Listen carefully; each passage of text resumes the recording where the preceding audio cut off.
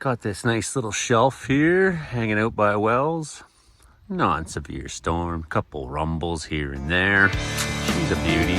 There it is. This is bad news. My God, I'm out right now. Anything could happen. Get on! Wow. I'll watch the video later. Hey, run up in this. There's some flashing in there. Cloud to cloud, I reckon. The precip core isn't even very thick. So we would definitely see it if it was striking the ground back in there somewhere. You'd see that bolt coming down. Just a flash up in the clouds. There's the thunder.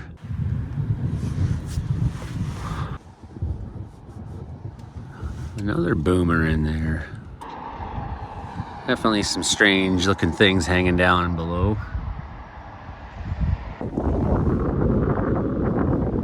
It's definitely getting dark.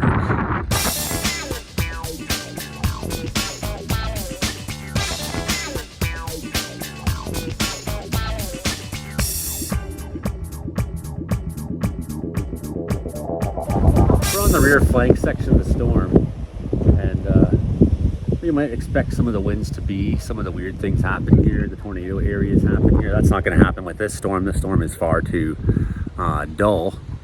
Absolutely. However, still, it's an interesting part of the storm. So you can see it look up. You can look like up into the cloud. It's a totally trippy spot. You know, it's a hail creation area, kind of, right? So you know you're not really under the precip. This is like the rain-free base. At the rear sector, 20.5. Generally, it's going to strike the mountaintop first. If it becomes active lightning-wise, its first target's a mountaintop, not the bottom of the valley. Now, that's not always true, but statistically, yeah, there's something to what I just said. You can look up into the storm, and you can even see a tower. Oh, there's one up on Island Mountain somewhere. That's the loudest thunder we've heard yet. Again, compared to where I was the other day up on top of the mountain, this is a pretty safe place to be, but you can see the gap in the clouds even right there. It's really spooky. Really spooky. This thing, wish it could do more than it is. And it's coming from the east. So it's often a place where it does do more. Oh yeah, there we go. Creepy, trippy. You can hear how much it's like windy up there, but it's almost dead still where I'm at. Oh, there's finally a gust.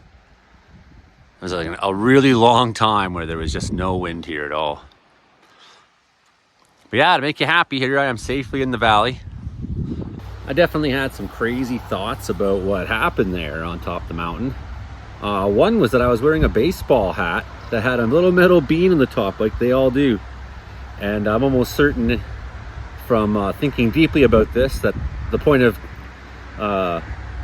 that's what introduced the problem to me. So I don't know, it didn't strike that close. Like I had a second and a half, 2 seconds before the thunder was really there. So it was definitely overhead. It may have hit the mountain, it may not have. If it did hit the ground, then what happened was a ground shock came through, a light current, and I felt it because I had a metal beam touching my skull. Zzz, right? If it was overhead, it's possible leader energy is out seeking. It was pretty trippy. So now you can see I'm wearing the toque. Now I've realized that when I go serious storm chasing on real mean storms, I need to remember that even my belt with the buckle on it is a danger. Not wearing anything metal on you is just going to increase the chance that you get a shock over somebody next to you who doesn't have any metal touching them. Same with standing in a puddle. You know, like you're better to stand on something that's not conductive, you know, or even if it's a gravel road or something, right? Now this isn't doing too much. Couple rumbles. Definitely I'll take some of those safety precautions in mind when I'm up high again on the mountaintop. The belt comes off. These boots are actually pretty good. There's only a couple pieces of metal on them and they're not directly touching the foot. So that's good. Oh, Maybe you saw a flash that I didn't.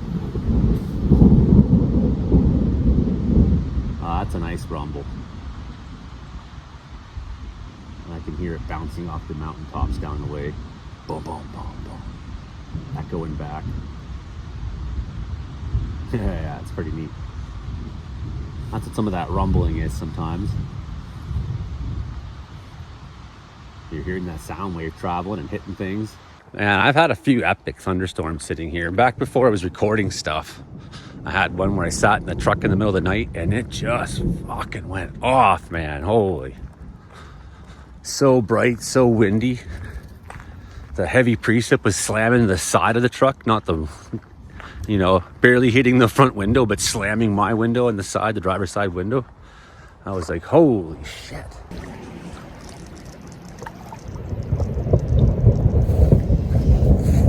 Yeah, rumbling above, but I haven't seen any. So way up in the clouds there, that lightning's flashing. It's there, but my eye is not detecting it.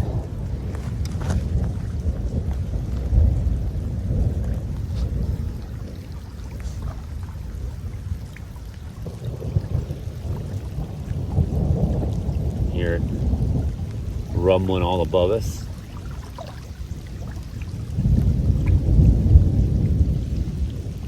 Now bouncing off the mountain. There. Hear it rolling. It's going into an area where there's just no roads, really. There is no chasing it.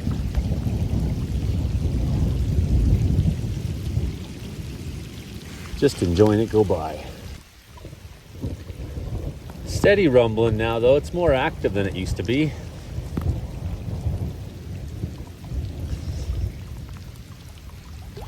As it passes by and it goes into warmer terrain inside the Cariboo, out off the mountains, it tends to grow, get angrier fast. That temperature difference, the gradient difference between the mountaintops where it formed and the lower lands out towards the Cariboo should energize it some. Goodbye, storm. Thanks for the show.